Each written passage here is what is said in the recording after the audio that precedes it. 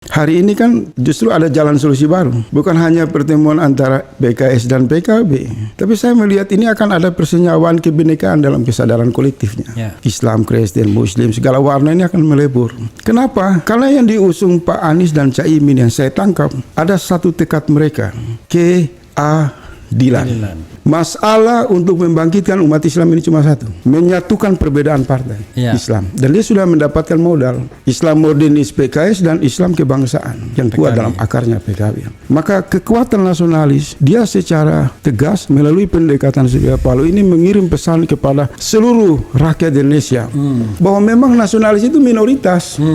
Efek dari solidaritas yang dibangun oleh PKS, Nasdem dan PKB ini, maka pihak yang pergi di kubu yang berbeda itu tidak boleh juga dilihat sebagai permusuhan. Iya. Bisa juga ruang persenyawaan nasionalisme Ibu Megawati dan SBY itu adalah satu istilah yang disebabkan oleh hikmah.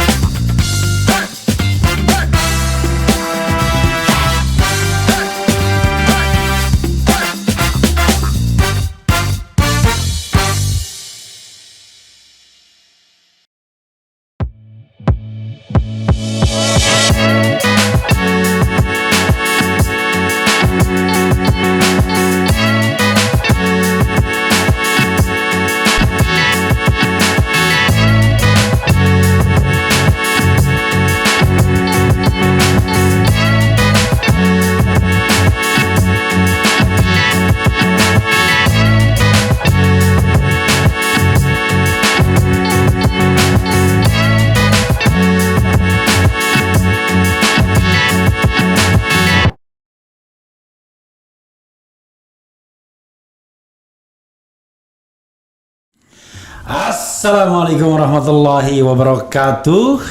Sobat RH sekalian, jumpa lagi kita di channel yang keren ini.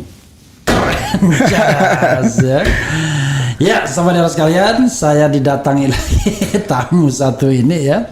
Kemarin waktu Imin dan Anies ya dideklarasikan, beliau datang termasuk yang pertama kali, bahkan sebelum deklarasi kalau tidak salah ya.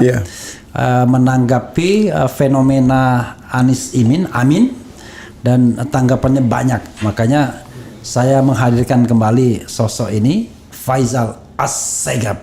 Assalamualaikum warahmatullahi wabarakatuh. Waalaikumsalam. Saya tidak boleh panggil Habib ya. Walaupun yang namanya Assegaf itu Habib tua itu ya. Habib tua kan? Sebenarnya Habib tua, tapi beliau tidak mau.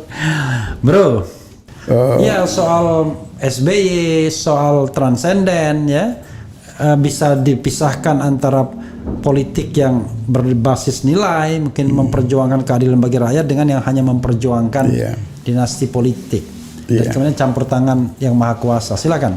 Iya, yang menonjol dari hampir semua perbincangan yang menonjol dari pertemuan atau penampilan perdana Pak Anies dengan Caimin di Mata Najwa yang paling menonjol dibicarakan, di mana ada pengalaman spiritual mereka yang semua memberi petunjuk bahwa pasangan ini tidak ada rekayasa. Iya. Ada campur kecuali tangan. Rekayasa yang maha kuasa. Kemudian tadi di awal saya mengatakan orang lupa. Ketika orang meragukan Caimin, meragukan Anies, itu juga sama. Orang yang sama itu juga meragukan Surya Paloh yang pertama kali. Tiba-tiba memunculkan mendeklarasikan Anies. Tapi kemudian Pak Surya Paloh itu kan tidak punya cara tidak punya banyak bicara, argumentasi dalam perdebatan politik. Tapi kemudian muncul video Pak Surya Paloh yang viral. Dia bersumpah demi Allah kan, bahwa dia sungguh-sungguh dan apabila tujuannya itu maka kutuklah aku kan, kira-kira kan. Nah, ini berjalan semua. Jadi kalau sudah dari sisi apalagi NU, Bang RH, NU ini satu masyarakat yang tumbuh dan berkembang dalam pendekatan sufisme. Tidak lepas dari semua pemahaman mereka, ma'rifat tentang politik, ma'rifat sosial, ma'rifat, semua itu didasari oleh bimbingan-bimbingan spiritual yang kuat. Nah, munculnya Caimin, munculnya Anies yang diperkuat juga bagian dari PKS dan sikap Partai Nasional yang Nasdem ini mau menjadi pemersatu kedua partai yang selama ini agak susah untuk saling berkomunikasi. Maka ini satu langkah-langkah hidayah yang dapat dilihat menarik di dalam ruang dinamika demokrasi kita. Iya, saya ingin melihat ini sebagai sebuah breakthrough, tidak hanya soal pemilihan presiden ya. Iya. Tetapi barangkali juga masa depan Islam di Indonesia yang justru sering berkelahi, sering bersaing ya di antara kelompok-kelompok yang mengidentifikasikan dirinya ini Islam kanan, Islam kiri, modernis, tradisional ya kan, modernis, kebangsaan dan lain sebagainya. Padahal ternyata ketika bekerja sama dalam satu momen seperti ini, maka sekat-sekat yang kayaknya ideologis itu ternyata mudah sekali cair. Mudah dicairkan. Dan semua itu kembali kepada aktor-aktor kan, dan kita mendapatkan aktor-aktor yang hebat dengan perjalanan panjang politiknya Surya Paloh. Dia seorang jurnalis, dia macam-macam kan. Terus kemudian aktor yang hebat juga, satu pertama kali di Indonesia ini satu mantan rektor jadi calon presiden. Kemudian dia cucu kan dari salah satu pejuang. Ya, kemudian kita lihat Caimin juga berada di lingkaran dari, kalau mau dibilang punya hubungan kuat dengan akar NU.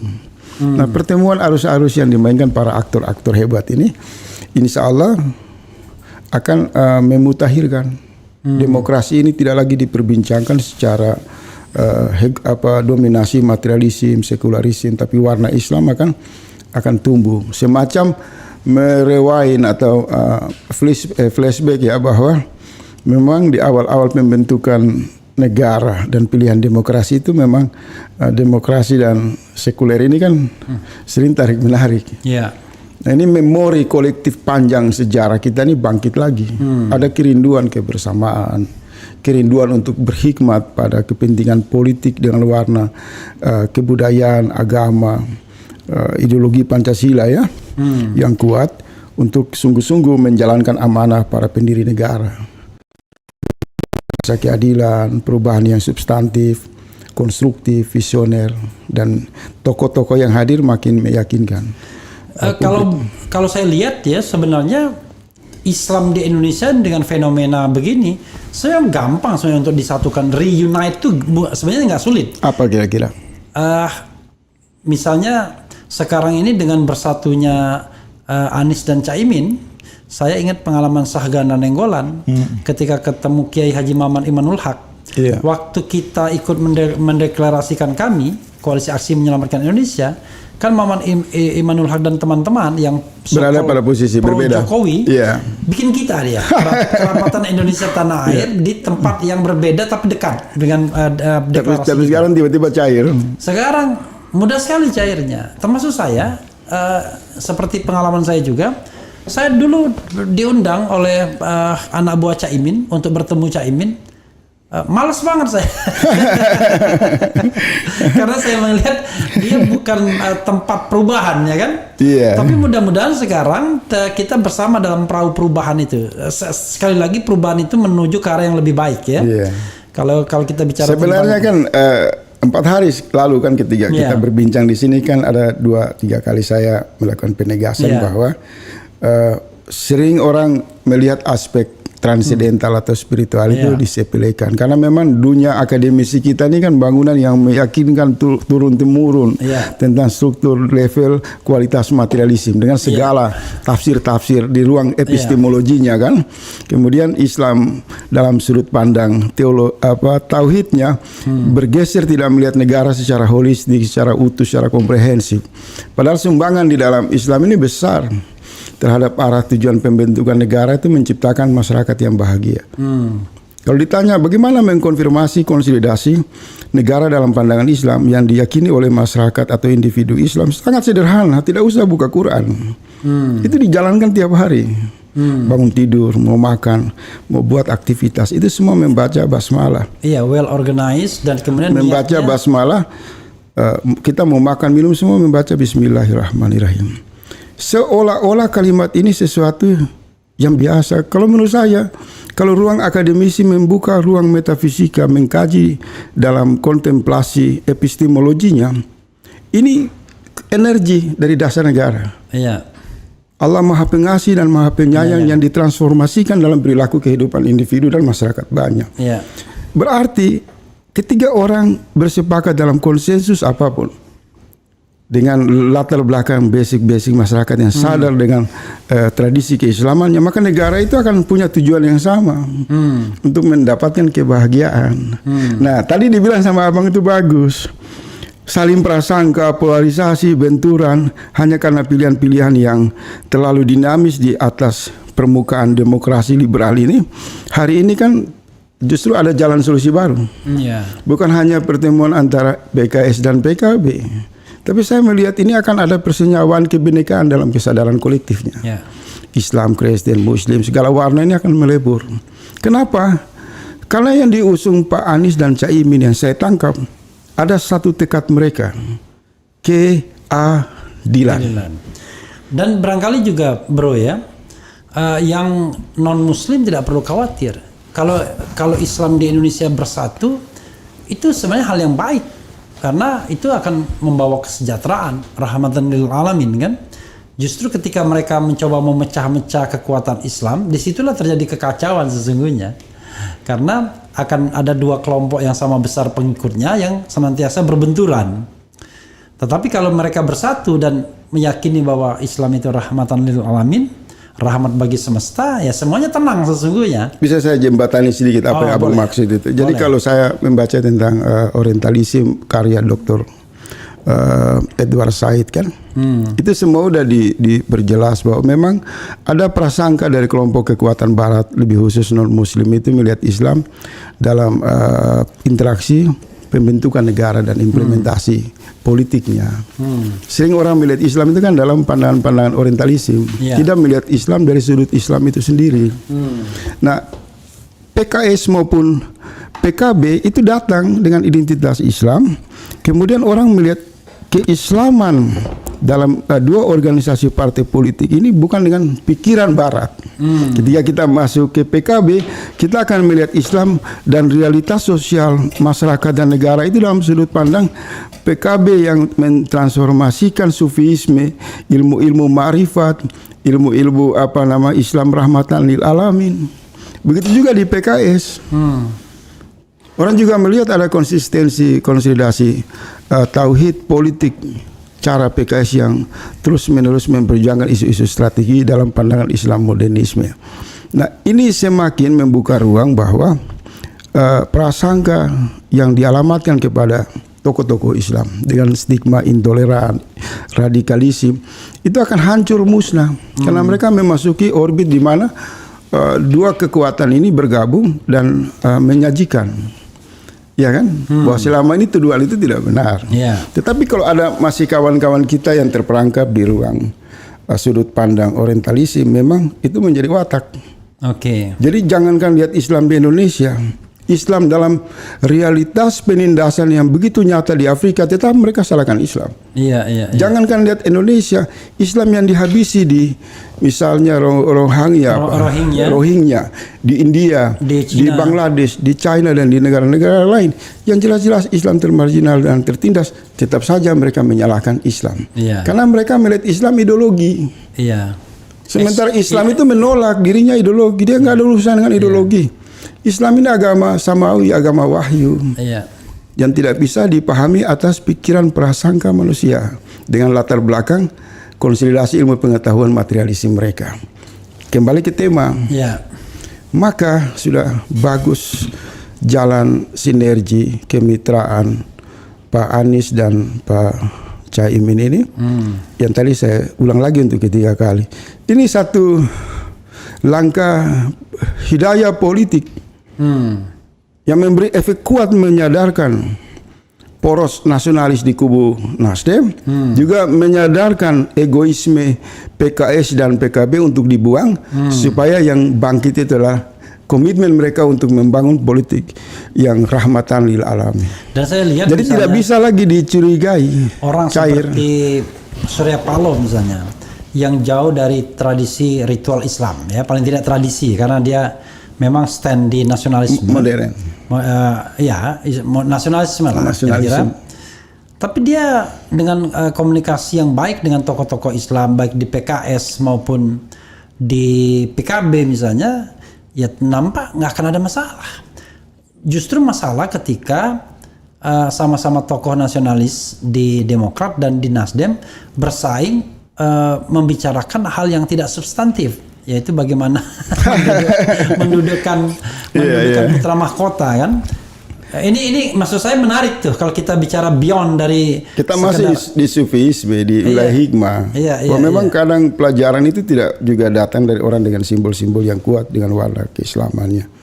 Tapi kesadaran untuk menghadirkan kebaikan itu juga datang dari orang-orang yang dicurigai tidak beragama. Iya, contoh beginilah. Ketika deklarasi itu kan dibacakan sholawat tuh. Ya mungkin orang seperti Surya Paloh agak gagap mendengarnya, apalagi untuk mengikuti. Kalau menurut saya itu enggak juga, itu mungkin enggak. Karena saya dalam beberapa pertemuan tahu bahwa Pak Surya Paloh itu juga religius. Cuma dia mencoba untuk tidak menampakkan itu dalam rangka. Tapi paling tidak, walaupun selama ini political performance yang menampakkan nasionalisme misalnya, artinya dia tidak merasa asing berada di komunitas seperti itu. Iya, karena dia berpikir substantif. Iya. Dia tidak simbolik. Iya. Misal kalau Pak SBY itu kan simbolik membuat majelis zikir SBY. Kita bisa pertanyakan dalam implementasi majelis zikir SBY 10 tahun di tempat CKAS itu sejauh mana mampu menjadi kekuatan rohani SBY dalam bimbingan politiknya. Hari ini kan kita lihat Pak SBY itu terjebak dalam politik-politik yang cenderung pragmatis. Dan saya pastikan begini, kalau Pak SBY itu mengambil langkah bergabung dengan Ibu Megawati harus diapresiasi. Karena efek dari solidaritas yang dibangun oleh PKS, Nasdem dan PKB ini, maka pihak yang pergi di kubu yang berbeda itu tidak boleh juga dilihat sebagai permusuhan. Iya. Bisa juga ruang persenyawaan nasionalisme Ibu Megawati dan SBY itu adalah satu istilah yang disebabkan oleh hikmah perpisahan mereka dari. Iya, bisa jadi. Jadi memang kita bicara seperti Gatot bilang kan, Gatot Nurmantio bilang bahwa dia senang dengan Anies Imin karena memastikan ada satu kelompok masyarakat, which is kelompok besar itu, yang terwakili di dalam kontestasi politik. Tapi kita juga tidak boleh menegasikan tentu Demokrat yang punya haknya sendiri. Jadi ketika dia misalnya sebagai jenis burung bertemu dengan jenis yang sama, ya kan, dalam kaitan politik nasionalisme, individualisme dalam pengertian personal, ya, lebih menonjolkan capaian-capaian personal, ya maka sah-sah saja. Sama sahnya seperti Prabowo tidak pernah melihat soal idealisme, tapi mungkin dia melihat bagaimana caranya dia menjadi orang nomor satu dan dia tidak peduli mau yang kanan, mau yang kiri, mau yang tengah, mau yang penting menang. Yang penting menang. Nah, itu akhirnya kan kita menemukan 2-3 watak seperti itu akhirnya kan dalam kontestasi itu ya. Persatuan Islam tradisional modernis, kemudian pragmatisme Prabowo yang menampung siapapun yang penting menang, ya, mulai dari kutub yang paling A sampai kutub yang paling Z gitu. Kemudian pertemuan antara politik dinasti lah kira-kira gitu ya. Dinasti feodalistik ya, pragmatis dan lain-lain. Dinasti yang di negara barat pun ada juga, bukan tidak ada. Sejauh dia berjalan dengan keadabannya, dengan moralnya yang tinggi. Tapi memang harus lebih berani begini Bang Refli, harus ada keberanian untuk mengatakan bahwa ruang demokrasi kita ini kan dalam investasi tafsir sekularisme yang tumbuh di dalam dunia akademisi kita. Orang-orang akademisi itu harus mengakui bahwa mereka gagal untuk mendesain sebuah asimilasi, interaksi demokrasi dalam keinginan-keinginan yang ideal itu. Harus ada keberanian. Sehingga ketika misal saja saya bicara apa adanya. Ketika saya bicara misal memunculkan etimologi tauhid politik, itu pasti orang kaget.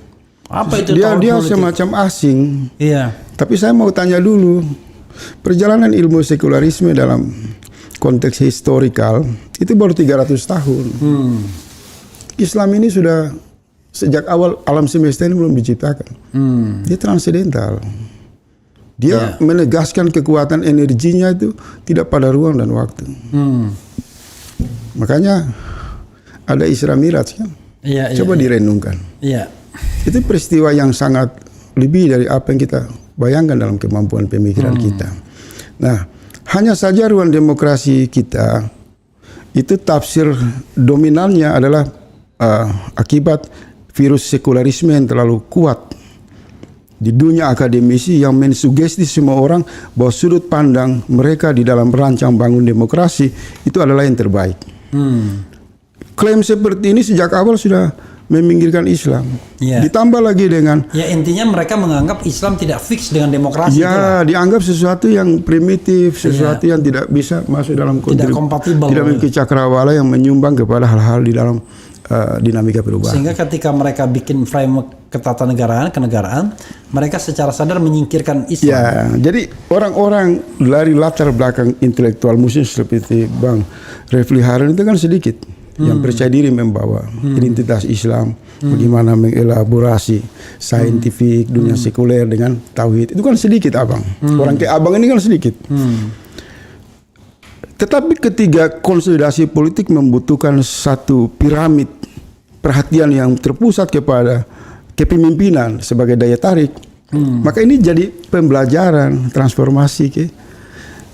Jadi saya sepakat tadi ketika abang mengatakan kita tidak lihat pragmatis, praktisnya, tapi kita buang ini semua kan untuk melihat secara murni, maka munculnya Caimin dan Anies ini menarik. Kalau dia dilihat hanya election, saya nggak mau diskusi. Kalau dilihat elektoral, saya nggak mau.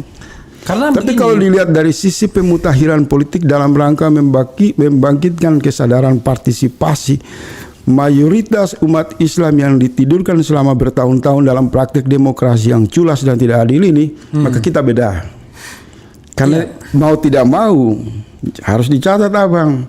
Ketika Pak Surya Paloh datang di Jawa Timur, memilih Hotel Yamato, kemudian mendeklarasikan PKB, Nasdem dan memberi pesan kuat bahwa akan PKS juga menegaskan mereka hadir secara virtual dan hanya teknis saja kan, mereka di satu poros, dan kemudian deklarasi itu ditutup dengan satu ritual salawat. Itu bukan pesan simbolik yang biasa. Saya berharap. Saya membayangkan ini dugaan. Mungkin dalam kontemplasi pribadi Pak Surya Paloh ini melihat sejauh ini dominasi nasionalismenya terlalu kental di ruang kenegaraan. Sementara sumber daya manusia yang paling banyak itu kan umat Islam. 87% pembayar pajak terbesar di Asia Tenggara, bukan di Indonesia. Pemilik sumber daya alam terbesar di Asia. Pemilik potensi maritim terbesar. Kalau kita mau hitung ini, itu di atas 100.000, 200.000 triliun sumber kekayaan alam yang dimiliki dalam kepemilikan mayoritas umat Islam. Dari Sabang sampai Merauke lah. Sementara abang, biar jangan terputus.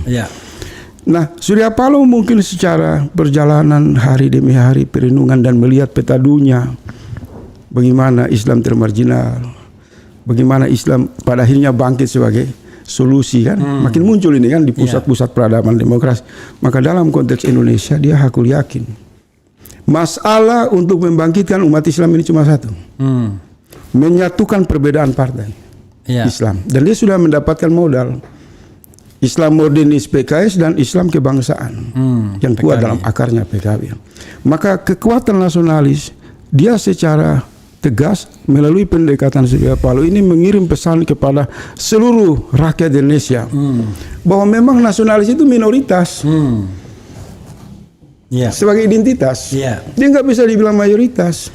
Saya ada satu bro yang saya pikirkan adalah mudah-mudahan dengan bersatunya Anies dan Caimin ini juga ya dalam tanda kutip ya meruntuhkan tembok yang selama ini mengeksklud kelompok-kelompok seperti FPI ya, kelompok-kelompok seperti HTI, PA212, di mana kelompok-kelompok tersebut ya bagian sah dari republik ini. Perkara dia punya pandang yang berbeda, dan saya nggak yakin sebenarnya berbeda. Ya, contohnya begini, orang sering sekali bicara bahwa wah ini kelompok FPI itu anti Pancasila, anti NKRI, anti ini, anti itu, ya pro khilafah. Setelah kita ngomong serius, bergaul, nggak ada tuh. Justru mereka selalu menekankan Pancasila. karena tapi mereka melihat Pancasila itu dari sila 1 sampai sila 5. Di mana sila pertamanya ketuhanan yang Maha Esa. Kan orang kan melihat Pancasila itu dari sila ketiga doang dari persatuan. Kalau saya izin Abang Da, saya punya jawaban yang mungkin saya sederhanakan saja. Ketiga hak dari mayoritas umat Islam itu tersingkir, tanda petik ya, dalam praktek demokrasi yang pengentalannya sekularisme, maka penghinaan kepada simbol-simbol Islam itu pasti muncul. Dan kadang-kadang difasilitasi negara. Kita tidak tahu, tapi saya bicara ruang demokrasi saja, nanti produknya negara dalam interaksi yang lebih jauh, saya nggak mau bicara itu. Hegemoni materialisme sekuler ini memang ketika menyingkirkan Islam, sudah otomatis Islam dihinakan, masjid dicurigai, bahkan kata amin yang hari ini dijadikan nama dari Anies dan Caimin bisa saja tidak boleh orang menggunakan itu di masjid-masjid. Begitu imam mengatakan waladolin, orang mengatakan amin. Ini politik identitas. Bisa sampai ke situ. Jadi agak sedikit saya meminjam waktu dari Abang ini untuk kita lemparkan ini ke ruang publik dan mudah-mudahan didengar oleh sahabat-sahabat saya yang memang cenderung intensif bicara dalam ruang demokrasi. Satu hal yang harus jujur kita katakan, sejak negara ini dibentuk ada penyingkiran terhadap hak mayoritas umat Islam. Ruang debat itu harus dibuka dengan menyajikan fakta yang tersedia, bukan sesuatu yang imajinasi. Penyingkiran ini menurut kaum nasionalis memberikan keseimbangan, memberikan kebinekaan yang seimbang. Justru menurut saya melemahkan. Karena modal dasar negara itu kan penduduk. Kalau dia misal memilih satu kebudayaan yang besar, maka kebudayaan itu harus diperkuat. Misal Jawa, tidak boleh dilemahkan, diperkuat. Agar nilai-nilai kebangkitan Jawa itu menjadi lokomotif, menjadi penyangga dan sekaligus pelindung bagi etnis-etnis kecil. Karena kalau yang besar itu runtuh, bangkrut, maka bangunan negara juga bangkrut kan. Yang kecil juga hanyut. Nah dalam konteks Islam ini di Indonesia, karena dia kontribusinya besar, kekuatannya berakar, tradisinya tumbuh dan berkembang. Ketika dia dilemahkan, esensinya kita melemahkan negara. Maka yang terjadi siapa yang menang? Bukan Kristen, bukan Hindu, bukan Islam, bukan semua orang yang beragama. Yang menang oligarki. Tolong dikonfirmasi apa agama mereka. Agama mereka ya duit. Karena kepentingan oligarki itu kelompok-kelompok kritis, kelompok-kelompok idealis ini tidak pernah bersatu. Tidak bisa. Itu persoalannya. Jadi begini, tadi terputus juga. Jadi ketiga secara simbolik di Jawa Timur yang dianggap sebagai resolusi jihad, cikal bakal lahirnya kemerdekaan Indonesia, hadir di sana Surya Paloh, menurut saya itu kalkulasi politik yang mutakhir. Bukan satu peristiwa drama politik biasa, tapi itu pilihan yang Surya Paloh sangat tahu akan mendapatkan pukulan balik dari kekuatan-kekuatan yang dianggap mengancam. Dan hari ini kita lihat ketiga pasca deklarasi kan kemudian KPK melakukan satu operasi kan yang sulit dihindari, ini adalah penegakan hukum. Tapi sampai bermuatan di sini, politik. Ya, sampai di sini bro, saya akan memberikan ruang untuk Anda menafsirkan sebenarnya apa yang dilakukan oleh KPK dengan memanggil Caimin.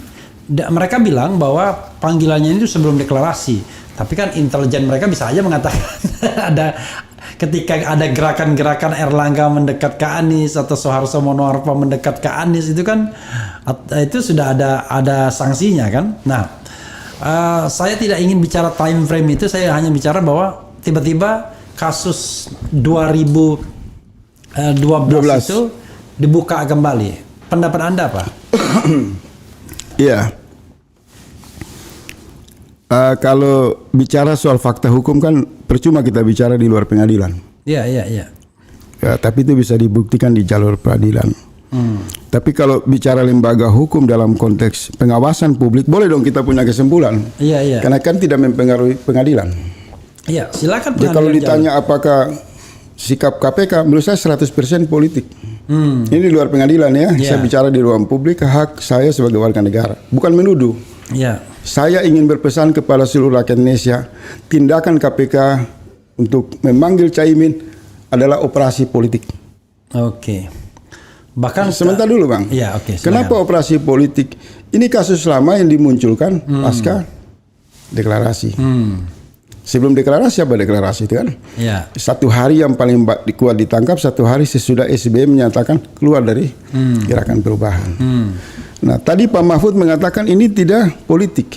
Bahasa Pak Mahfud ini juga di luar pengadilan. Iya. Bahasa komunikasi politik atas nama negara. Iya. Bukan bahasa jaksa, hakim, penyidik, bukan. Dia sebagai Menko Polhukam mengatakan ini bukan kasus politik. Dengan menggarisbawahi ini cuma keterangan biasa. Iya. Semakin meyakinkan bahwa upaya KPK menjegal Caimin 100% menurut saya sebagai rakyat ini operasi politik. Karena ini kasus lama dengan berbagai alasan rakyat sudah bisa lihat. Nah, apa yang perlu dilakukan oleh rakyat? Kalau institusi hukum sudah membangun satu pendekatan politik berkedok hukum, maka bisa rakyat ini menggunakan hak demokrasi juga untuk melakukan perlawanan. Karena tidak mungkin lah orang baku bunuh, baku potong atau baku hantam itu kan di luar pengadilan. Iya. Karena memang itu kan tempat untuk bukti, menyodorkan bukti.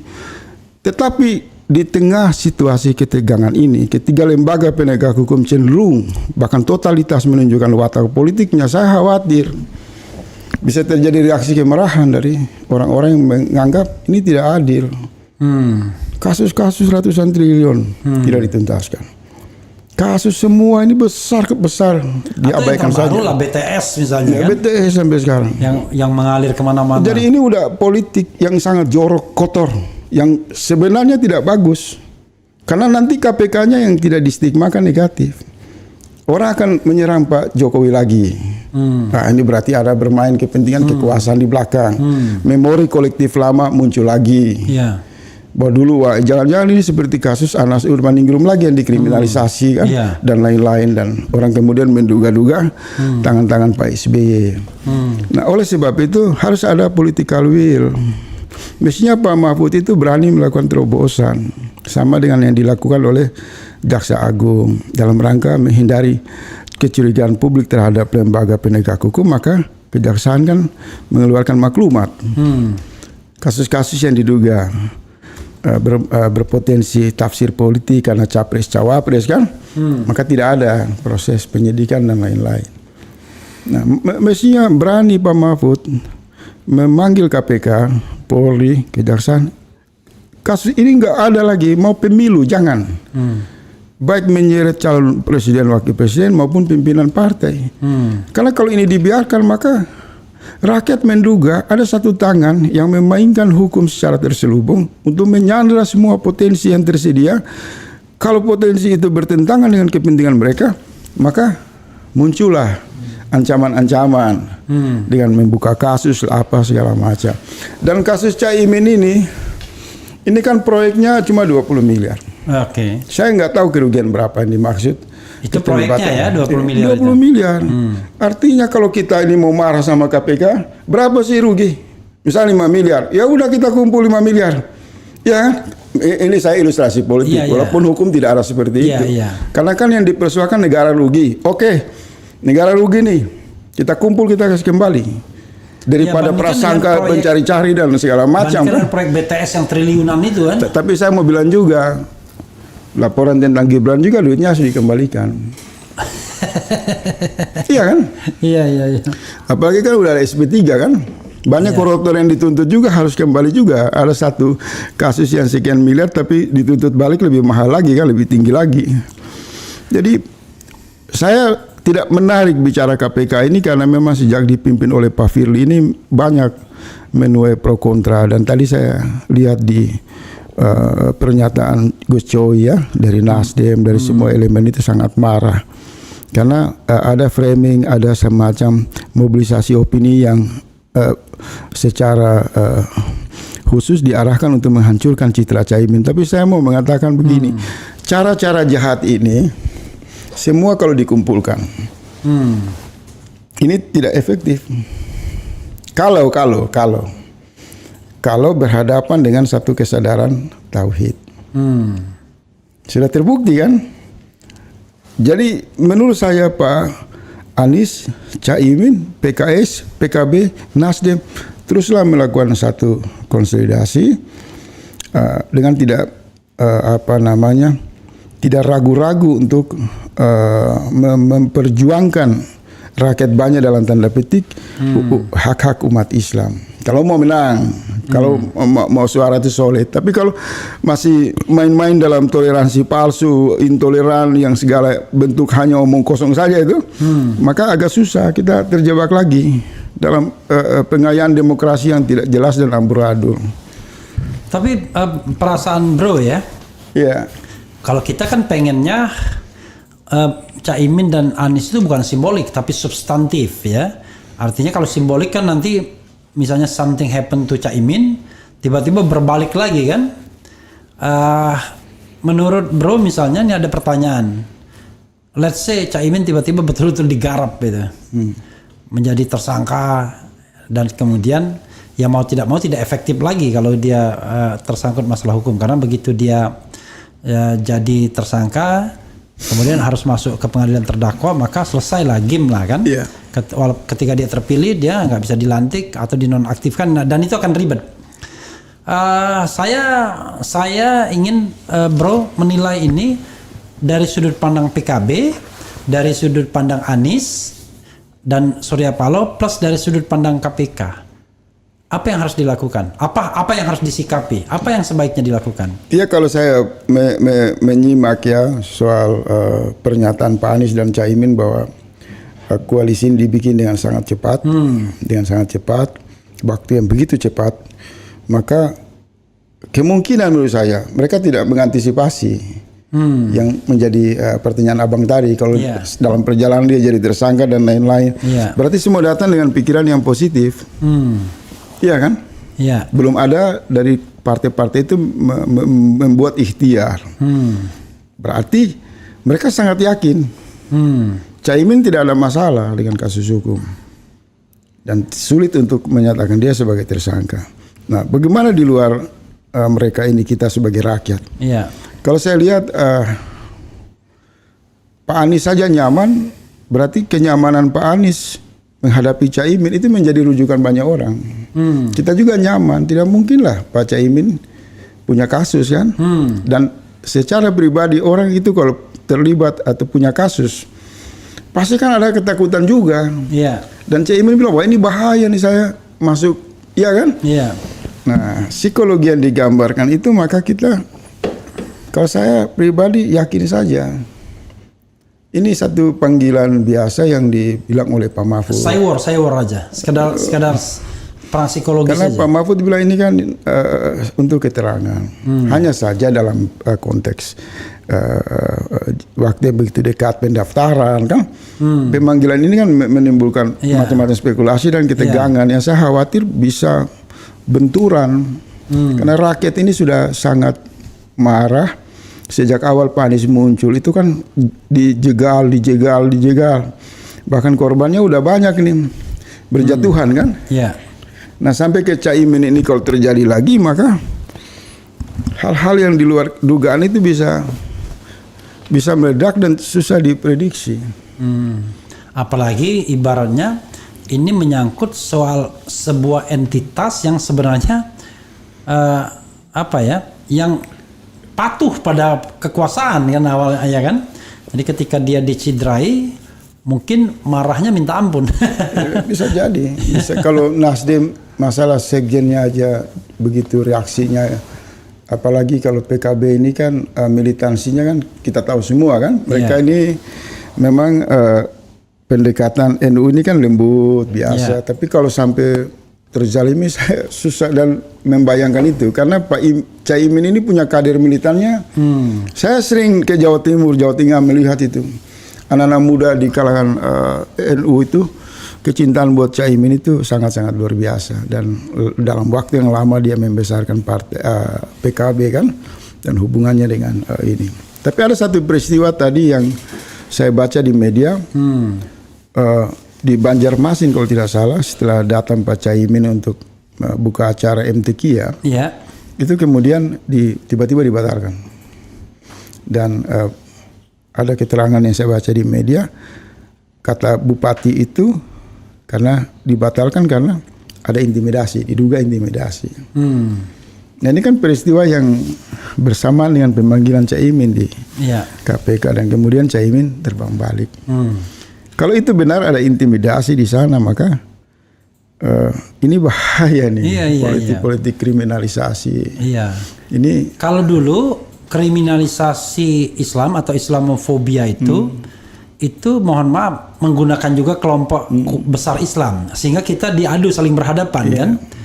Tapi ketika tradisional dan modernis ini bersatu, hati-hati ya memang harusnya. Walaupun oke lah ya dalam konteks pemilu 2024 misalnya NU struktural mengatakan kami nggak ikut-ikutan dan lain sebagainya. Tapi ini kan kita bicara yang tadi beyond the election. Tapi kita bicara tentang bagaimana Islam itu seharusnya diperlakukan kan secara baik. Secara baik. Dan hak mereka untuk bersatu. Itu. Bro, kita bacakan komentar sobat era sekalian ya. Mereka tentu punya hak juga untuk dibacakan komentarnya dan Anda juga punya kewajiban untuk menjawab beberapa di antaranya kalau memang harus dijawab. Sahkan undang-undang perampasan aset biar jadi gelandangan koruptornya. Oke, ini konteksnya apa? Ganjar terjerat kasus korupsi EKTP dan di pengadilan Ganjar disebut menerima uang $500.000 Amerika. Oke. Nasdem anti-Islam, Pilgub DKI, Nasdem dan PKB pro Ahok. Perlu digarisbawahi itu underlining lah. Ya. Apakah itu sudah politik yang sudah berubah atau istihad atau yang bagaimana? Karena dulu justru yang berhadapan sama Anies itu adalah Nasdem sendiri kan. Kemudian jangan bawa nama tauhid. Kenapa pula ini ya? Acara pencerahan di RH Channel yang diedukasi oleh Bung Eva sangat demokratis, keren cadas ya. Firly diperpanjang masa jabatannya untuk kasus ini. Kembalikan MA, MK dan KPK lembaga netral integritas yang berpihak demi kedaulatan NKRI karena mereka sudah digunakan sebagai instrumen dari kekuasaan untuk menjegal lawan politik, itu masalahnya ya. Hidup Ganjar Prabowo di Koalisi Indonesia korupsi massal, dikit-dikit rakyat dilaporin, ditangkap. Ya ini yang kita tidak doyan. Makanya kemarin begitu ada gelagat Nasdem mau melaporkan Demokrat, saya protes langsung bikin video. Langsung direspon juga. Mereka tidak jadi. Alhamdulillah kan. Kalau enggak, bayangkan mereka belum menjabat, belum berkuasa secara penuh aja udah begitu kan. Kemudian RH jangan pakai bro, itu PSI punya. Apa pula kau tiba-tiba ada warna dimiliki oleh PDIP ya kan, warna merah. Panggilan bro dan sis itu dimiliki oleh PSI ya. Oke. Nanti Bung nggak boleh juga itu punya Bung Karno, PDIP juga katanya ya kan. Hanya kita pakai kode-kode aja. Bang Refli Harun tanyakan ke Habib ya. Dibilang Habib ya. Apa tanggapan terkait Rocky Gerung yang dulu dukung Anies? Sekarang dia seperti kecewa berat hanya karena AHY tidak jadi cawapres. Nuduh Anies pengkhianat dan petugas paloh. Kita boleh mengomentari tapi dengan asumsi bahwa kita tidak baca persis pernyataan Rocky ya. Sebenarnya beda dengan Rocky juga boleh dong. Boleh. Tapi yang penting apa yang disampaikan dia itu firm. Maksudnya firm. Karena memang ada reaksi yang memang saya juga baca. Saya selesaikan dulu sebentar ya, nanti boleh ini kan. Hidup Ganjar Prabowo di Koalisi Indonesia korupsi massal. Oke. Siapapun yang gabung ke Anies pasti bakal diusik. Oke, termasuk Faisal Asegab.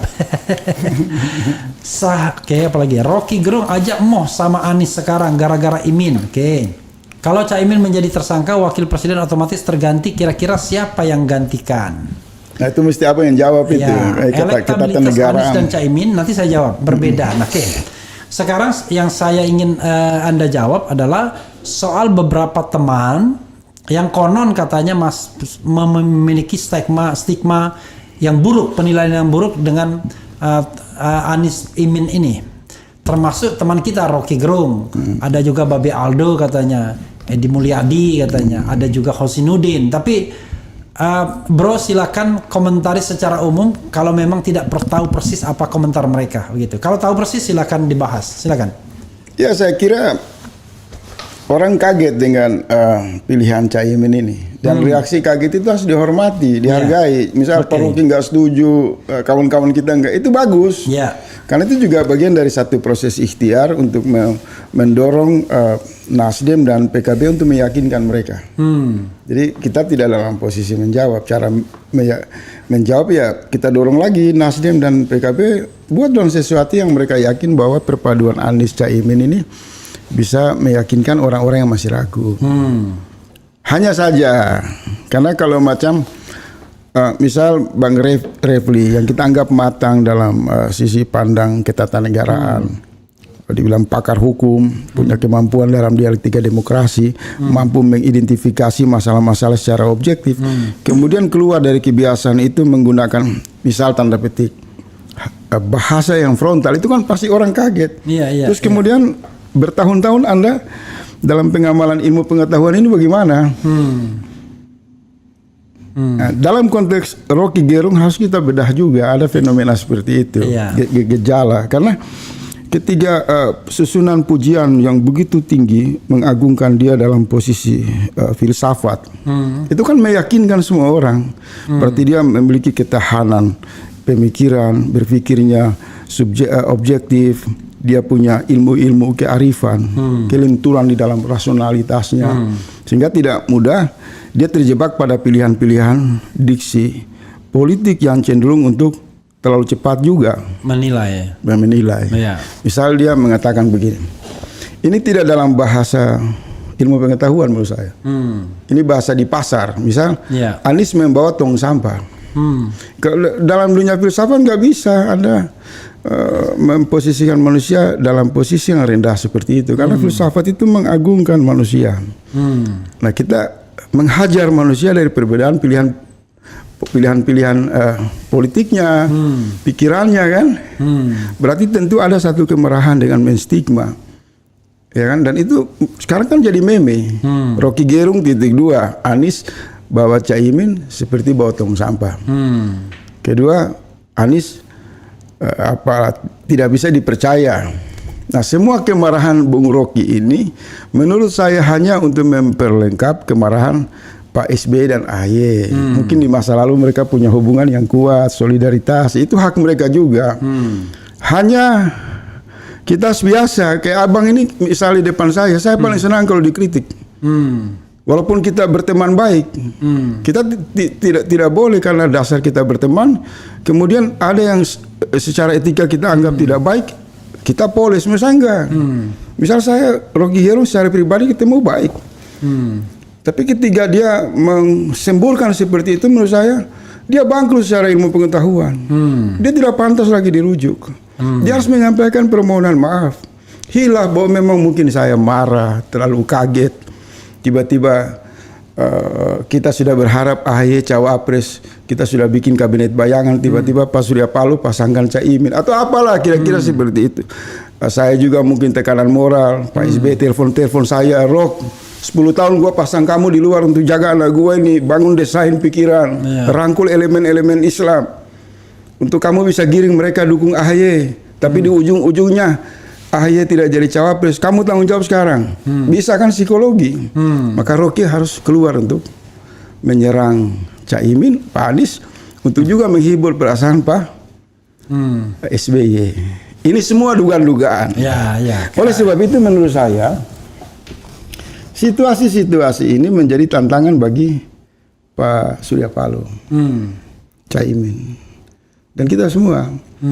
Saya menyarankan segera Nasdem, PKS dan PKB membentuk pusat tabayun.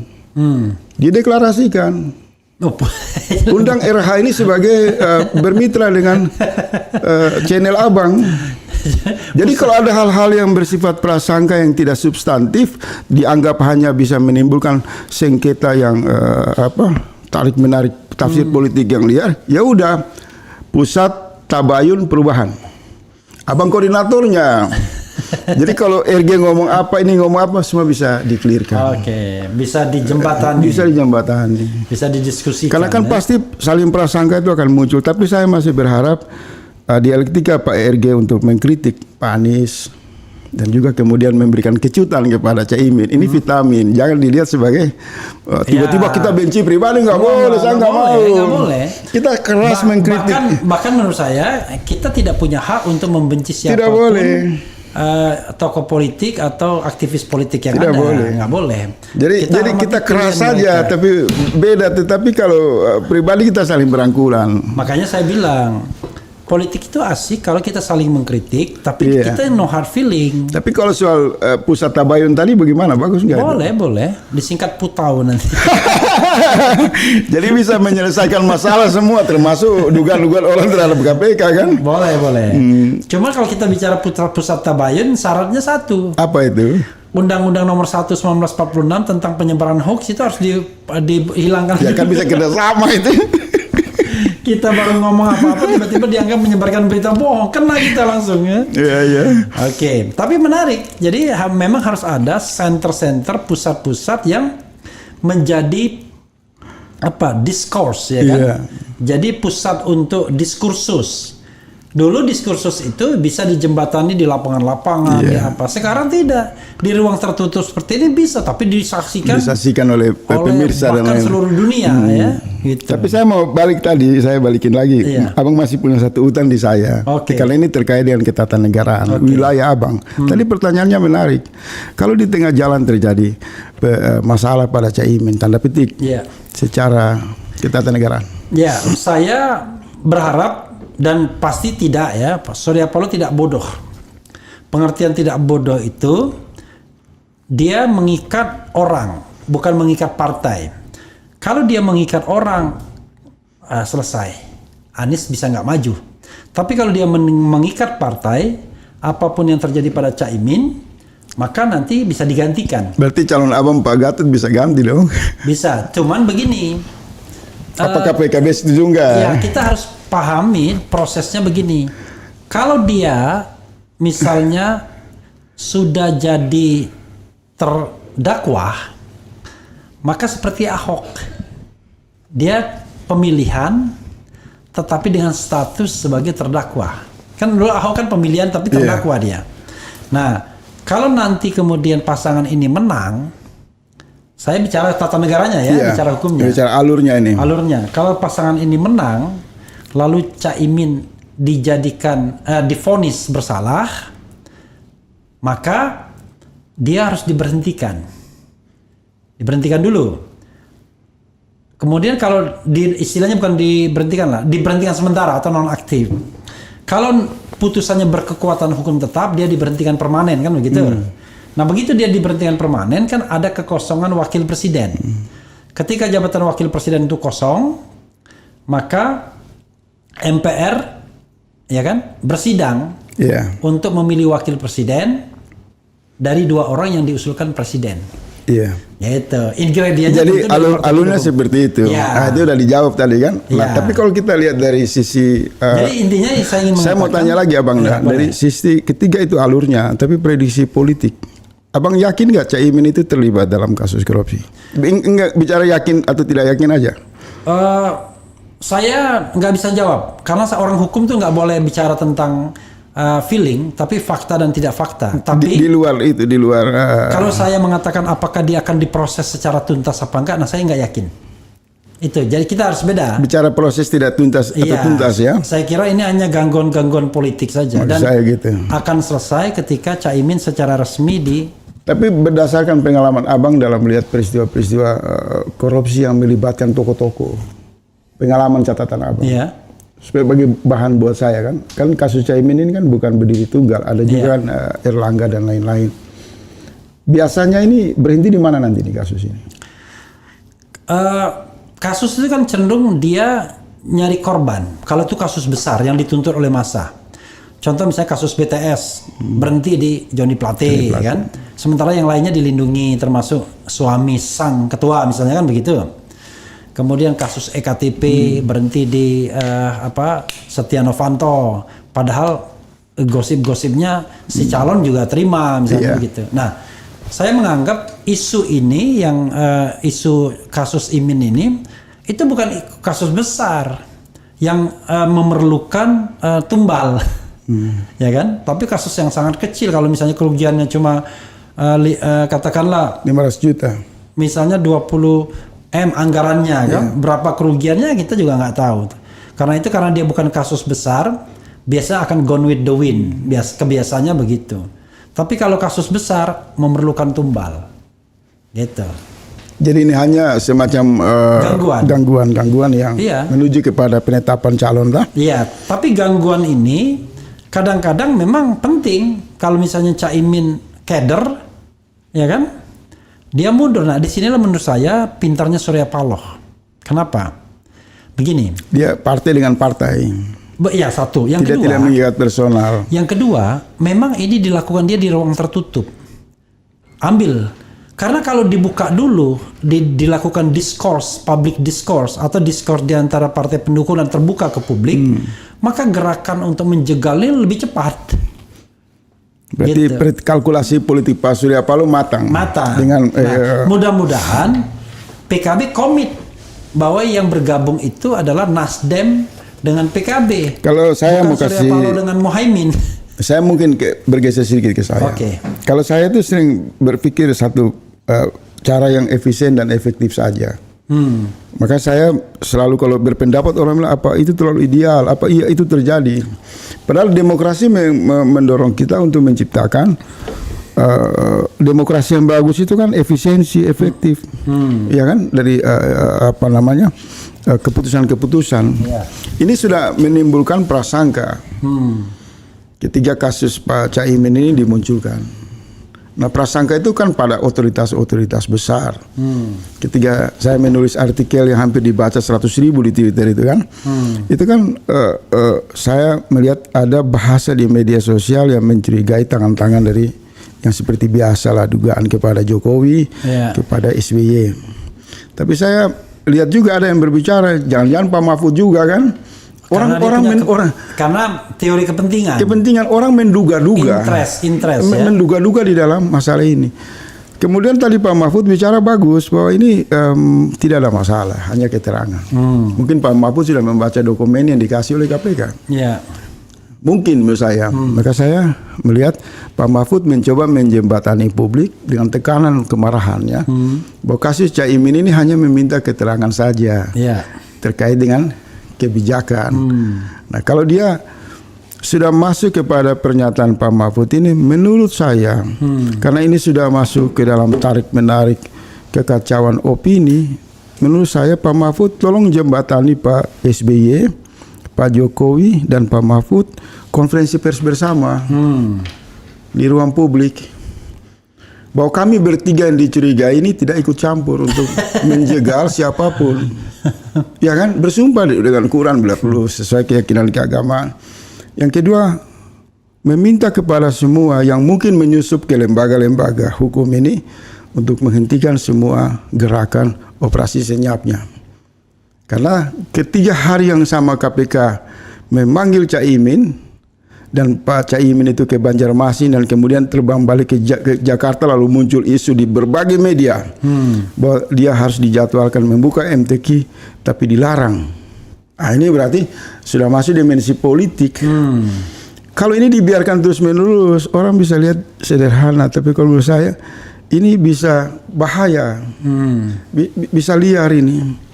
Apalagi kalau kemarin saja oposisi itu kan belum bergabung dua partai dari lingkaran pemerintah. Sekarang ini harus dicermati kuat oleh Pak Jokowi, oleh Pak Mahfud. Dua kekuatan besar yang setia kepada pemerintahan Jokowi bergeser bergabung dengan kekuatan perubahan dan mengusung Pak Anies yang tidak disukai oleh istana, tanda petik. Bahkan mengambil Caimin. Berarti kekuatan gerakan perubahan ini mendapat lipatan energi yang luar biasa. Suka tidak suka mengancam seluruh agenda Pak Jokowi, agenda PDIP, agenda Prabowo. Jangan sampai pemanggilan ini hanya dalam rangka kalkulasi perusakan opini terhadap Caimin dengan target untuk mengalahkan keinginan gerakan perubahan lewat election. Oleh sebab itu bagus ya, sudah saatnya seorang pakar, profesor yang selalu berbicara objektif seperti Pak Mahfud ini, kita berharap bisa membuat satu konferensi pers bersama SBY, Pak Jokowi, Pak Mahfud bersumpah di depan rakyat, kita tidak menggunakan tangan-tangan instrumen kekuasaan untuk menjegal calon wakil presiden dari Pak Anies Caimin. Soalnya saya jadi ketawa kalau dulu Pak Mahfud digagalkan di detik-detik terakhir untuk menjadi wapres, jangan-jangan dikompensasi di sini. Tapi dugaan-dugaan itu ya bisa saja terjadi. Karena pada kemarin dia menolak Anies itu karena tidak ada unsur PKB-nya kan. Tapi sekarang begitu unsur PKB masuk, itu menjadi seksi untuk dilirik. Dan sekaligus kan juga selain ini kan cuma kita rakyat boleh dong kita usulkan. Itu juga bisa menjembatani untuk mempercepat pertemuan Pak SBY dengan Ibu Megawati. Jadi sebelum Pak SBY ke Ibu Megawati, karena ada konferensi pers yang saya usulkan, sekaligus di forum itu bicara. Mohon pamit Pak Jokowi karena Anda petugas partai. Sebelum saya ke Ibu Mega, saya mohon izin untuk menghadap Anda. Tapi diselesaikan dulu masalah Caimin ini. Kenapa saya mengatakan harus konferensi pers? Karena kalau itu tidak dilakukan, masuk ke elektoral, ke pemilu, ini menjadi isu yang terus menerus. Orang akan curiga, dia dizalimi karena Pak Mahfud punya pengaruh di KPK. Dia dizalimi, Pak Caimin dizalimi karena mungkin Pak SBY pakai orang-orang dia di KPK. Mungkin juga Pak Jokowi terlalu memaksa Ganjar atau Prabowo, maka Caimin di prasangka ini mestinya dihentikan. Harus mereka keluar. Kita rindulah para tokoh-tokoh kita ini. Ini ada satu hal yang menarik. Walaupun ini ngejek dia, tapi menurut saya ini menjadi sebuah breakthrough. Alhamdulillah besok FPI, Banser, Kokam, Pemuda Pancasila bakal sering ngopi bareng. Pendapat Anda ini pasti ngejek, tapi ini simbolik banget tuh omongan ini. Gitu. Dan tidak ada organisasi terlarang di antara mereka ini. Cuma izinkan Abang Dam, mungkin saya punya pandangan ini dianggap terlalu ideal. Tapi sering dalam semua peristiwa itu saya tidak mau bicara Islam, tauhid saja. Kenapa kata ini sering saya munculkan? Itu untuk mengingatkan kita dalam semua ucapan, pikiran, tindakan, perasaan itu terhubung dengan energi bimbingan ilahi. Karena kalau kita bicara di belakang pikiran kita ini bertumpuk-tumpuk literatur, buku-buku, maka sebenarnya di belakang pikiran itu sudah memproduksi Tuhan-Tuhan palsu. Untuk menghapus bayangan literatur itu, maka sering kali dalam tradisi dialog Islam itu, ulama intelektual yang konsisten di dalam Islam mengatakan, kalau dilihat dari pandangan tauhid, kan memberi ini kan? Berarti sebenarnya rangkaian peristiwa koalisi Nasdem dan PKB dan kita menunggu PKS dan sudah pasti bergabung. Ini kalau bisa saya simpulkan, ini satu energi gerakan basmalah, gerakan kasih sayang, yang menghendaki memang hubungan silaturahim dibuka, pintu-pintu Islam dibuka, tabayun-tabayun dibuka selebar mungkin, sehingga seluruh perbedaan dari energi besar warna-warni Islam itu tersatukan. Kalau muncul perbedaan misal tadi disebut Kokam, Banser, FPI, itu kan hanya di permukaan.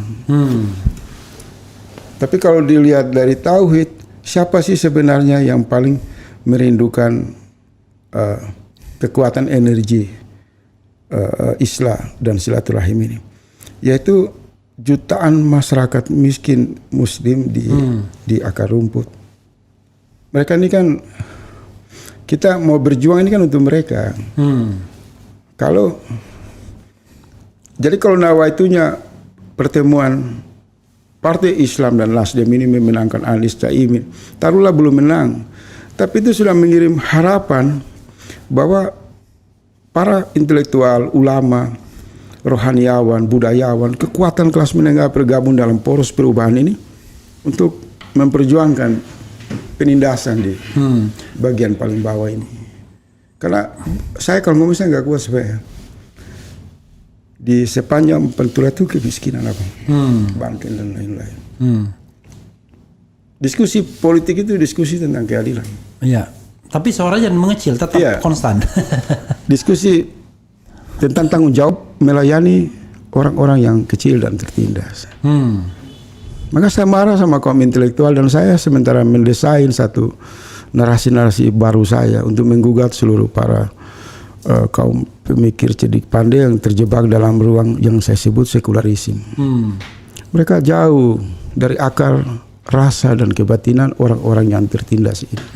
Sehingga bahasa-bahasa politik mereka itu kalkulasi demokrasi di permukaan, retorika yang memberi ke ruang kebohongan, spekulasi yang tidak substansi.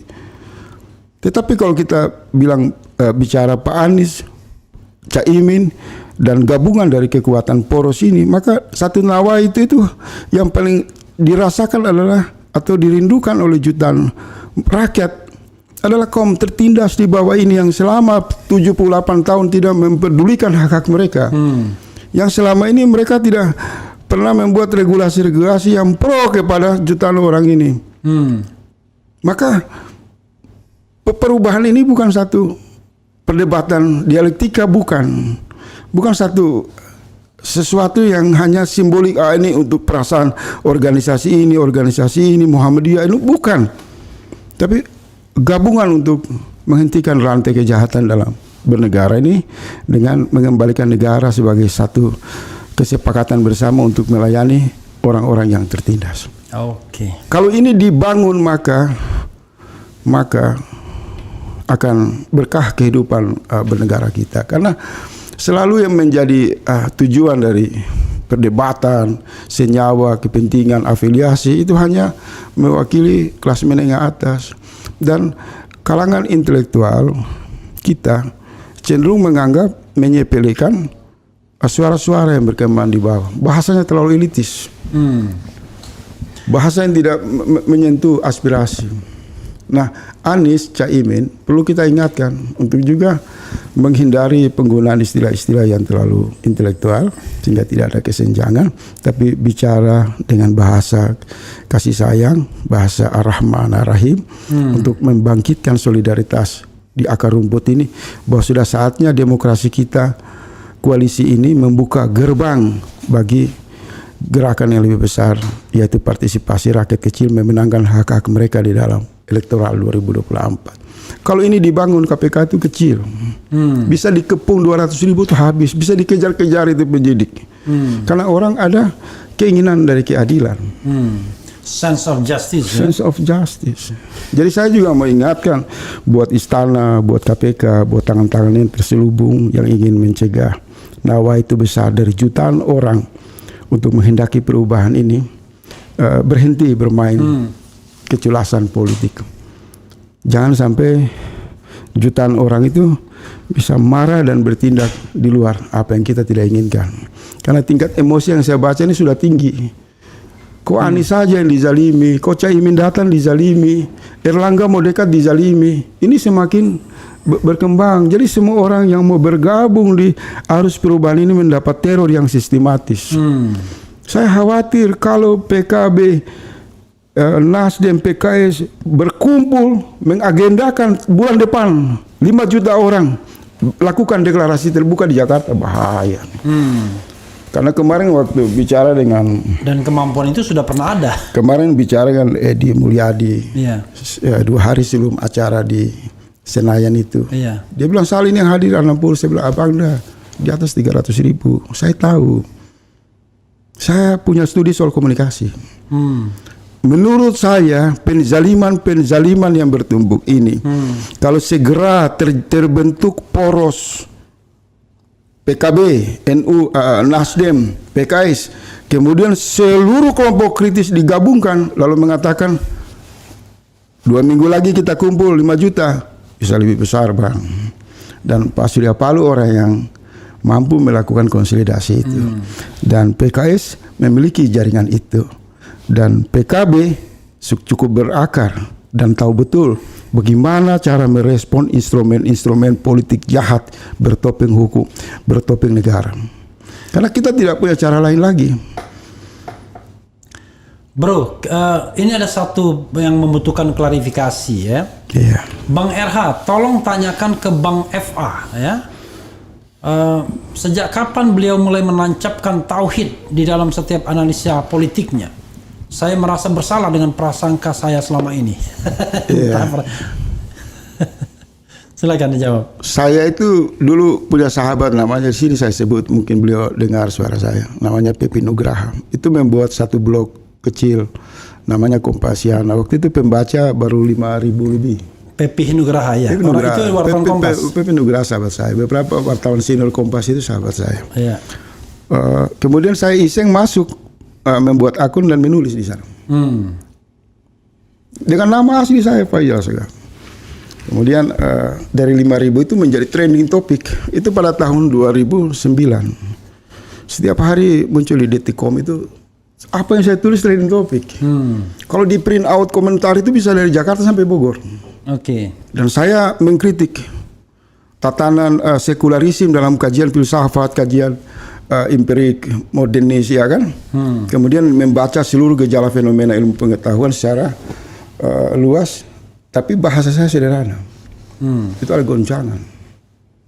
Nah, sering saya menggunakan tauhid untuk dalam rangka ambivalen atau keseimbangan dengan penggunaan orientalis barat teologi. I see. Kan begitu ya? Sebagai balancing. Iya. Iya. Apakah transformasi tauhid ini terhubung dengan teks Quran? Saya tidak pakai. Nyaris saya tidak mengutip ayat-ayat karena menurut saya itu otoritas keulamaan. Tapi kata tauhid ini kemudian menjadi masalah di Kompasiana. Waktu demi waktu terjadi ini sampai 15 juta. Blog ini terbesar. Oke. Akibat akun saya dibuka. Iya. Nah, saya mau bilang Mas Pepi kalau nonton siaran saya dan kawan-kawan Kompas tolong dibuka. Karena itu interaksi yang tidak main-main dari dalam luar negeri semua. Apa yang saya tulis hari ini terjadi. Kekuasaan akan berputar-putar pada watak politik komando Prabowo, dinasti Megawati dan dinasti Cekias. Dibuka saja. Oke. Tentang problem umat Islam menghadapi IMF. Tentang umat Islam dipermainkan dengan pengetahuan sekularisme yang mereka tidak pernah sadar mereka masuk dalam lumpur sekularisme yang kuat. Sehingga mereka tidak percaya diri ketika bicara Islam itu karena terlalu lama yang tadi saya bilang itu. Jadi kalau saya belakangan ini lagi kembali mengatakan tauhid, semoga semua saudara-saudara Islam saya bangkit dan dengan cara yang berbeda-beda. Mungkin datang dengan pendekatan tekstual, dengan ilmu marifatnya, filsafat Islamnya, bahwa memang pada akhirnya kita tidak boleh meninggalkan perjanjian yang selama tiap hari kita lakukan dalam sholat kita. Perjanjian yang tidak pernah ada dengan negara, dengan orang tua kita, dengan partai politik, calon presiden, tapi perjanjian dengan Allah 9 kali Pak. Kalau dilihat dalam 5 waktu. Kita duduk dan membaca asyhadu alla ilaha illallah wa asyhadu anna Muhammad Rasulullah. Kita bersaksi tiada Allah, tiada Tuhan selain Allah.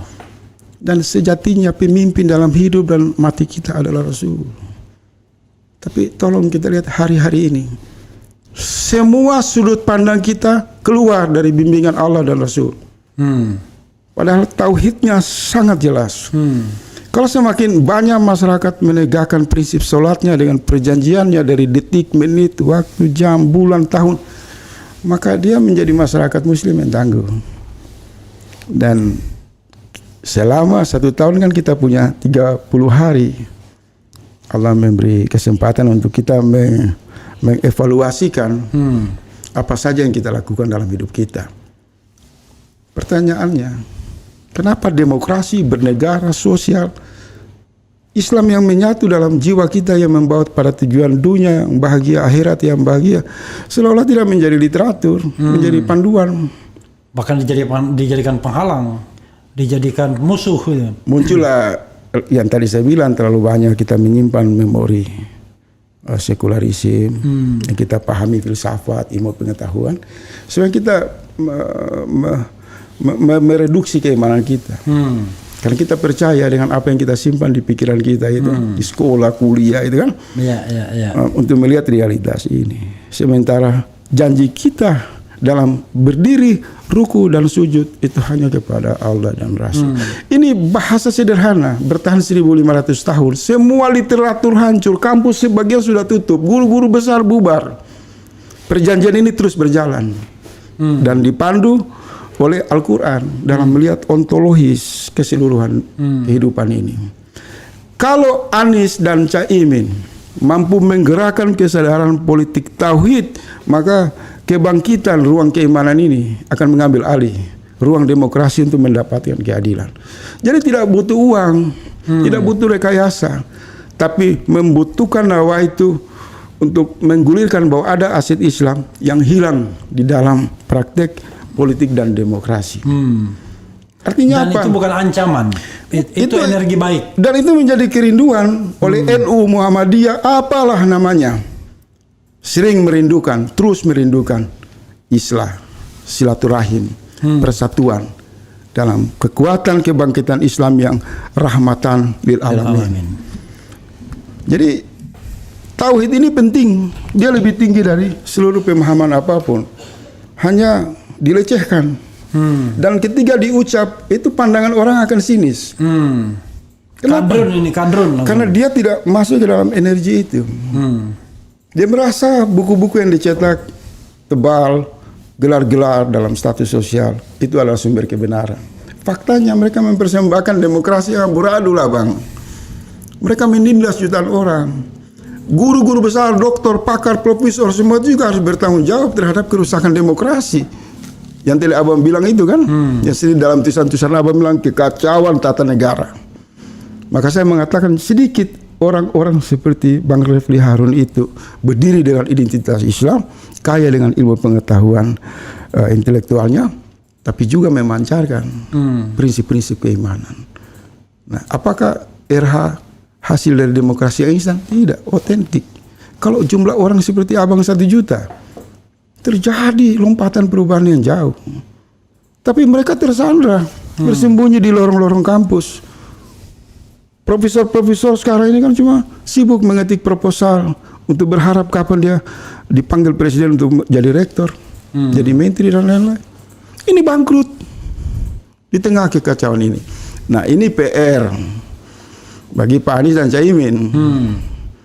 Politik tauhid harus dibangkitkan. Karena politik tauhid itu sudah menegaskan dalam bahasa negara yaitu ketuhanan yang Maha Esa. Dia bukan penentangan. Jadi kalau ada misal lembaga intelijen, BNP, TI apa itu kan? Yang sekarang lagi rame. Tidak boleh kampanye di masjid, tidak boleh pakai agama. Bahkan pemerintah yang harus mengontrol semua tempat ibadah. Aduh, ini lebih jahat dari Fir'aun. Lupakan mereka. Segera saya mohon mudah-mudahan didengar. Harus ada satu deklarasi. Umat Islam ini udah bosan dengan produk-produk materialisme ini. Umat Islam harus kembali kepada hak perjanjian dia. Tiada Tuhan selain Allah. Rasulullah adalah utusannya. Quran pedomannya. Ya udah, bangkitkan persaudaraan Islam. Selamatkan negara dari garong oligarki. Munculkan rasa persaudaraan nasional. Tidak boleh ada saling curiga antara Islam dan non-Muslim. Karena semua itu dalam pandangan Islam yang rahmatan adalah ciptaan yang terbaik.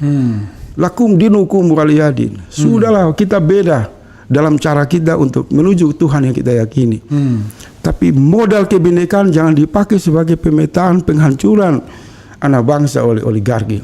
Tapi kebinekaan membutuhkan tauhid, mensinergikan kita semua, dan itu bisa dilakukan oleh manusia, oleh pemimpin Anies dan Caimin.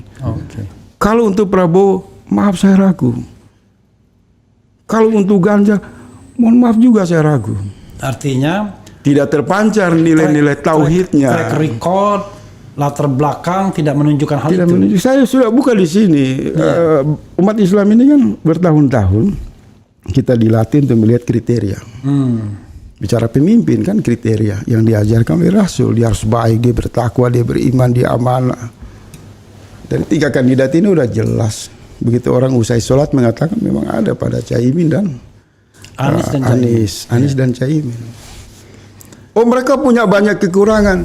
Di situ peran persaudaraan Islam untuk menutupi kekurangan-kekurangan itu dengan memperkuat potensi yang tersedia. Karena yang datang kekurangan paling banyak itu Sayyidina Umar. Tetapi diterima oleh Rasulullah dalam arus kesadaran gerakan tauhidnya. Dia menjadi justru pribadi yang agung dirujuk sebagai contoh. Begitu juga Abu Dzar Al-Ghifari, latar belakang preman, perampok. Tapi dialah yang paling dicintai oleh Rasul. Karena modal kesetiaan kepada Rasul. Apa yang terjadi di arus nawaitu politik tauhid itulah semua menuju kepada yang baik. Termasuk Anies sendiri, termasuk Caimin sendiri, termasuk kita semua. Kita gugurkan semua kehilafan kita, kekurangan kita dengan membangun prasangka-prasangka positif. Jadi politik menjadi ibadah, menjadi amal sosial, ada nawaitu yang baik. Kalau dengan demikian kita bebas merdeka. Jadi candaan saya adalah salah satu tugas pemimpin Indonesia yang tidak tertulis adalah membawa semakin banyak orang-orang Indonesia, warga negara Indonesia ke surga. Justru itu tertulis, Abang. Ada tertulis itu. Ketuhanan yang Maha Esa. Ya, negara berdasarkan ketuhanan. Makanya kalau ada satu bangsa nggak percaya Tuhan terus mereka nggak ke negara membawa mereka ke akhirat berarti komunis. Iya, bro, nggak terasa kita. Sudah berapa lama? Tambahannya sudah 1 jam 20 menit. Ini tambahan. Ya Allah. Silakan. Jadi saudara sekalian, saya sengaja membiarkan beliau mengeksplorasi pemikiran beliau, kan, biar kita nikmati ya. Walaupun kemudian tentu ada pertanyaan-pertanyaan. Nanti kalau bro pulang, bro lihat-lihat tuh komentar-komentar orang kepada bro. Mohon maaf kalau yang saya belum bisa jawab. Bukan begitu. Nanti bro pilih, wah kalau begitu saya butuh untuk menjawab ini. Ya, bro datang lagi ke sini. Itu saja saudara sekalian ya. Silakan Bro Faisal Assegaf untuk closing statement ke kamera. Iya, jadi ini closing statement kedua saya ini. Saya pertama menyampaikan apresiasi yang setinggi-tingginya dan rasa simpati yang dalam, rasa sayang yang tinggi saya sampaikan kepada baginda Rasul sallallahu alaihi wasallam. Dan memberi penghormatan yang setinggi-tingginya kepada Bang Refli Harun. Saya berharap muncul lebih banyak lagi para intelektual muslim ini terus yang memang kita punya itu hanya ilmu pengetahuan, sedikit ilmu untuk kita dalam gerakan pencerahan ini. Dan saya senang malam ini karena kita ada kesamaan pandangan bahwa memang sekat-sekat saling curiga di antara kekuatan anak bangsa ini harus diakhiri kan. Kita harus menggelar kebersamaan, ketulusan dengan upaya untuk membuat semua politik ini tidak hanya menjadi perbincangan gosip atau perdebatan yang tanpa makna, tapi mari kita berpolitik untuk sungguh-sungguh mencintai orang-orang yang tertindas, kaum kecil. Bagaimana kita memperjuangkan mereka dengan ikhtiar, mungkin lewat jalan perpaduan kepemimpinan Pak Anies dan Pak Caimin, atau mungkin juga lewat forum-forum seperti ini, sehingga detik, menit, jam kita terhubung dengan bimbingan Allah. Karena saya hanya yakin kalau orang menyatu dengan energi Allah tanpa keraguan, maka semuanya itu akan menjadi mudah. Kita tidak marah-marah, resah, gelisah melihat situasi. Dan saya yakin masih banyak orang-orang seperti Bang Refli Harun yang terus memberikan pencerahan. Dan saya senang, saya bahagia Bang bisa hadir di tempat Abang. Saya kapan saja diundang saya akan datang. Dan kalau ada yang salah, saya masih terus untuk belajar. Dari berbagai komentar kawan-kawan, apapun komentar, maki mau apa, saya akan baca, saya apresiasi, saya doakan harus jauh lebih bagus, lebih baik kawan-kawan di luar sana. Jadi pribadi-pribadi yang unggul, untuk menata masa depan yang lebih bagus. Dan terakhir sekali lagi mohon maaf sekali saya mengajak jangan lupa bersalawat kepada Rasul sallallahu alaihi wasallam. Wabillahi taufiq, wassalamualaikum warahmatullahi wabarakatuh. Waalaikumsalam warahmatullahi wabarakatuh. Luar biasa ya. Sahabat sekalian, kita sudah menyelesaikan perbincangan kita. Wassalamualaikum warahmatullahi wabarakatuh.